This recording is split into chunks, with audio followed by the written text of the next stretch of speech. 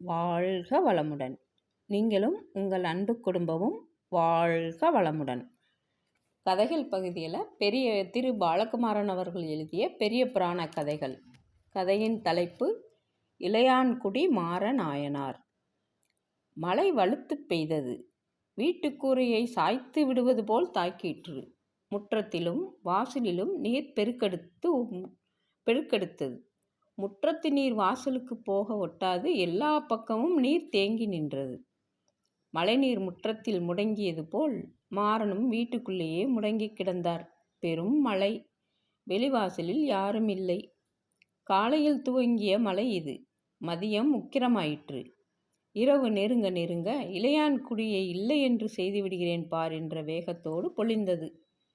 விடிந்தவுடன் பல் துளக்கி 4 குவளை நீர் அருந்தியதுதான். ஏதும் உண்ணவே இல்லை.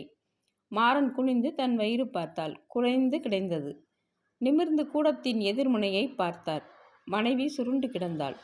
நீர் கூட அழுந்தவில்லை போலிருக்கிறது. மாறன் உண்ணாது, அவர் மனைவி உண்ணமாட்டாள். சிவனடியார் எவரும் உண்ணாது, மாறன் உண்ணமாட்டார். இன்று சிவனடியார் எவரும் உணவுக்கு வரவில்லை.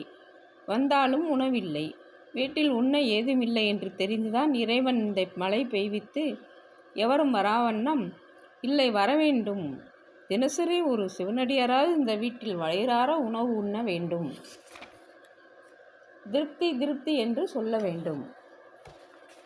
அன்னம் இட்டவன் சுகமாய் வாழட்டும் என்று வாயார மனமாற சொல்ல வேண்டும். பசியோடு வந்த ஒரு மனிதர் பதமாய் செய்வித்த உணவை பிசைந்து உண்டு விழுங்கி தொண்டைக்குழி ஆட தொந்தி நிறைய போதும் என்று கை நீட்டலில் பருக்கை சிதற இலை வலித்து கடைக்கவளம் சாப்பிட்ட பிறகு மெல்ல தாங்கி முற்றம் நடத்தி மனைவி கைக்கு நீர் வார்க்க கை கழுவி வாய்க்கொப்பளித்து சிறு ஏப்பம் விட்டு சிரித்து சிவோகம் என்று இறைவன் பெயர் சொல்ல வீடே நிறையும். மனசு ஆனந்தத்தில் மயங்கும். இந்த ஏப்பம் கேட்கத்தான் ஏர் பிடித்தேன் என்ற பூரிப்பு வரும். ஆழ உழுது உரமடித்து நாற்று பறித்து பூவாய் நட்டு மடை மாற்றி எல்லா சென்னல் வயலிலும் நீர் தேங்க வைத்து காற்றிலாடும் கதிர் கண்டு களை பறித்து கதிர் சாய நீர் நிறுத்தி வற்ற வைத்து உவப்போடு கதிர் அறுத்து களம் கட்டி போரடித்து நெல் பிரித்து கூடைகளில் வார குதிர்களில் சேர்த்து கொஞ்சம் கொஞ்சமாய் புழுங்கி அவித்து உமி பிரித்து அரிசி வாரி உலையில் போட்டு பாலாய் உலைநீர் கொதிக்க யாரும் வருகிறார்களா? இந்த வேளாண் வீட்டிற்கு உணவிருக்கிறதையா? வந்து உண்டு விட்டு இளைப்பாருங்கள். பலர் வருவார்கள். அது ஒரு காலம். வாசல் முழுக்க சிவனடியார்கள் வந்து தங்கியிருப்பார்கள். வயல் வேலை முடித்து களைப்போடு மாறன் மதியன் வருவான் என்று காத்திருப்பார்கள். வாசல் குருட்டிலேயே வெந்த சோறு வாசனை வரும். மூடிய பானை தாளமிட உள்ளிருந்து வாசனையோடு நீர் ஆவி வரும். வாழையும் வழுதுண்ணங்காயும் கீரையும் கறி அமுதமாகிய வாசனை வரும். தயிரின் இனிப்புச் சுவை காற்றில் வரும். மிளகு குழம்பின் காரம் வரும். வாசலில் அமர்ந்த அடியார் தலையெண்ணி கூட 4 பேர் உண்ணும்படியாய் மனைவி சமைத்து வைத்திருப்பாள். ஆயத்தமா? ஆமென்று தலையசைப்பாள். முகம் கழுவி திருநீர் தரித்து பொட்டிட்டு இருவரும் வாசலுக்கு வருவார்கள். தனித்தனியே உபர் சிவனடியாராகவும் நிலம்பட தொழுது வணங்குவார்கள். உணவு உண்ண வாருங்கள் என்று தனித்தனியே அழைப்பு விடுப்பார்கள். உள்ளே அழைத்து செல்வார்கள். புழுதி படிந்த அடியார் கால்களை முற்றத்தில் நிற்க வைத்து மனைவி நீர் வார்க்க கழுவி மேல் துண்டால் கால்களை துடைத்து கண்ணில் சிரசில் ஒற்றிக்கொண்டு கைகூப்பி மறுபடியும் அழைத்து ஆசனம் தருவார்கள். சந்தனம் தடவுவார்கள். உடம்பு முழுக்க திருநீர் தருவார்கள். நுனிவாழை இலை எல்லோர் முன்பும் பரப்பி சமைத்த உணவுகள் எதிரே அடுக்கி பரிமாறலாமா என்று பணிவார்கள். தலையசைத்ததும் அதிராமல் அதிகம் பேசாமல் கரண்டி ஓசை கூட செய்யாமல் சகலருக்கும் பரிமாறுவார்கள். 10 பேர் உண்கிற ஓசை மட்டும் கேட்கும். நிசப்தம் அங்கே இருக்கும். அடியார்கள் உண்ண உண்ண அவர்கள் அசைவிலேயே மனசு லயித்து நிற்கும். எத்தனை தொலைவு நடந்தார்களோ என்று உணவு அருந்தினார்களோ எந்தவித உணவு ஏற்க வேண்டியிருந்ததோ தெரியவில்லை. இறையருள் இன்று அறுசுவை உணவு பரிமாற முடிந்தது. நாத்தலும் பேர இறைவனை துதித்த அடியார்கள் வாய் இன்று இவ்வுணவு உண்டுவிட்டு நமச்சிவாயம் என்று சொல்லும். எல்லோரும் உண்டுவிட்டு பெற்ற பின் எஞ்சியதை உண்பது பரம சந்தோஷம்.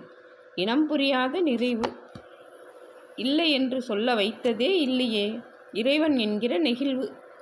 இன்று சொல்ல நேரிடுமோ என்று அச்சம் வருகிறது. பசி கொடுத்த வேதனையை விட ஒரு வேளாளனுக்கு ஒருவேளை சோறு போட பௌசி இல்லை என்று பெயர் வந்து விடுமோ என்று அச்சமே அதிகம். மழை விடாது பெய்கிறது. மின்னல் வெட்டி ஒரு வெளிச்ச முற்றத்தை நக்குகிறது. விரல் முழுக்க வழியும் இனிப்பு பச்சடியை பசித்தவர் உண்பது போல் இருக்கிறது. மின்னல் மறைய முற்றமில்லை. முற்றத்து நீரும் காணோம். இருட்டு விழுங்கிவிட்டது. மறுபடியும் மின்னல். மௌன மின்னல். இடிக்காதோ? இடிக்கிறதே. எது? வானமா கதவா? வானம்தான். இல்லை, கதவுதான். கதவு இடிக்கிறது. மாறன் மனைவி வாரி சுருட்டி கொண்டு எழுந்தாள். மாறன் தாவிப்போய் வாசற்கதவு திறந்தார். எதிரே மறுபடி மின்னிற்று. மின்னியது வானமா மனிதரா? வானம்தான். மின்னலில் உருவத்தின் உயரம் தெரிந்தது.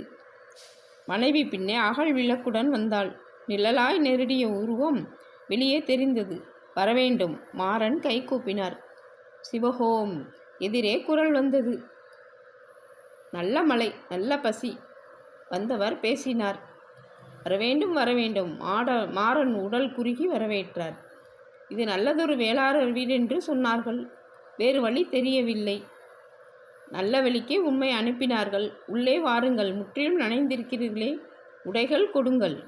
வாங்கி பிழிந்தார். வீட்டின் தாம்பு கயிற்று கொடியில் உலர்த்தினார். தன் நல்ல உடைகள் எடுத்து ஈரம் துவட்டினார். துடைத்த துணியை வீசிவிட்டு வேறு உலர் துணியை போர்த்தினார். நல்ல மழை. ஆம், நல்ல மழை. நல்ல பசி. ஆம். சட்டென்று நாக்கு பொருளாது நின்றது. உடனே உணவு சமைக்கப்படும். கவலை வேண்டாம். உட்காருங்கள். வீட்டின் ஒழுகாத மூலையில் ஆசனமிட்டு உட்கார வைத்தார். சிறிது நேரம் நின்றுவிட்டு உள்ளே போனார். வெளியே மழை வலுத்தது. என்ன இருக்கிறது? மனைவியை கேட்டார். மனைவி சிரித்தாள். எதுவுமில்லை. கடன் வாங்கி வரும்படி உலகத்தில் எவரும் இல்லை. எல்லோரிடமும் கடன் பட்டாகிவிட்டது.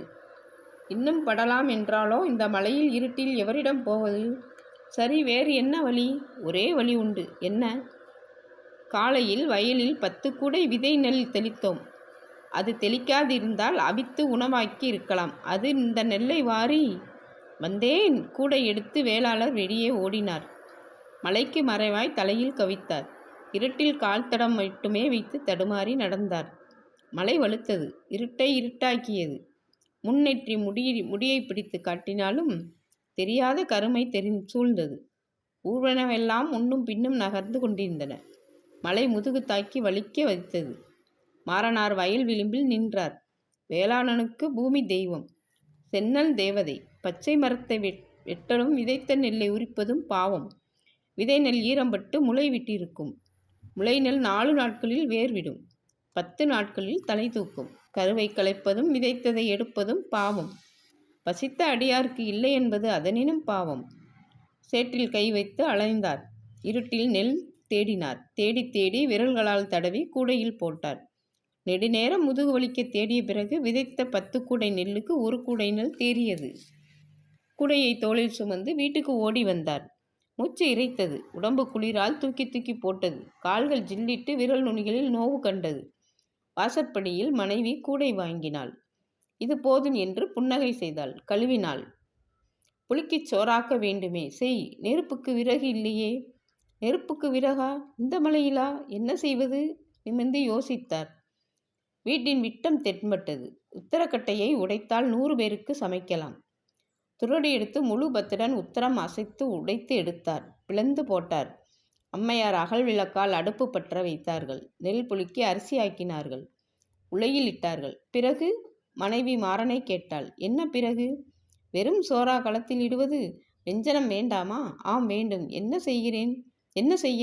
இரு வருகிறேன். கொல்லைப்புறத்துக்கு ஓடினார். மனையில் நனைந்து கீரைகள் பறித்து வந்தார். 4 கட்டு கீரை. குழம்பு வைக்கலாம், கரியமுது செய்யலாம், கடைந்து கூட்டாக பரிமாறலாம். மாறன் உதவ அவர் மனைவி ஒரே கீரையை 4 விதமாக சமைத்து முடித்தார். உலை கொதித்தது. சோறு வாசனை, கீரை குழம்பு கரியமுது வாசனை வீடெங்கும் பரவியது. விடியலில் 4 குவளை நீர் உண்டவருக்கு அந்த வாசனை தெரியவில்லை. தெரிந்து உறுத்தவில்லை. நான் உணவிட துவங்கட்டுமா? மனைவி நிமிர அவர் இலை பரப்பி நீர் தெளித்து, உண்ண வருக அடியாரே, உணவு சித்தமாயிருக்கிறது, அமுது செய்ய எழுந்தருளுக, என் பிறவி பெருங்கடல் கலைய வந்தவரே உண்ண வருக. வெளியே மழை வலுத்தது. எதிரே மின்னிற்று. மின்னியது வானமா மனிதரா? மனிதர்தான். வந்தவர் எழுந்து நிற்க மின்னல் வீட்டினுள் தாக்கியது. சிவஜோதி ரூபம் பளீரென வீடு முழுவதும் நீக்கமர நிறைந்தது. உன் பசியை கூட பொருட்படுத்தாமல் அடியார் உண்ணும் பொருட்டு வயலில் இட்ட விதை நெல்லை வாரி வந்த மாறா, வா என்னோடு, உன் துணையோடு. இடபக வாகனத்தில் எழுந்தருளிய ஈசன் திருவாய் பொழிந்தார். மாறனும் அவர் மனைவியும் பணிந்தனர். என்பால் வருக மாறா, அடியார்கள் வணங்கி வழிபட்டு திருவமுது செய்வித்த நீயும் உன் மனைவியும் என்பால் வருக. அங்கே குபேரன் சன்னதி. புதுமநிதி முதலிய செல்வங்களை கையில் ஏந்தியவாறு உங்களுக்காக ஏவல் செய்வான். அங்கு நீவிர் இணையில்லாத பேரின்பம் அனுபவித்து கொண்டு என்றும் வாழ்ந்திருப்பீர்களாக. ஈசன் கை நீட்டி அழைத்தான். வெளியே மழை வலுத்தது. மின்னல் மின்னிற்று. இளையான்குடி மாற நாயனாரும் அவர் மனைவியும் பேரின்ப வீட்டை அடைந்தார்கள். இளையான்குடி மாறன் அடியார்க்கும் அடியேன். ஓம் நம சிவாயா.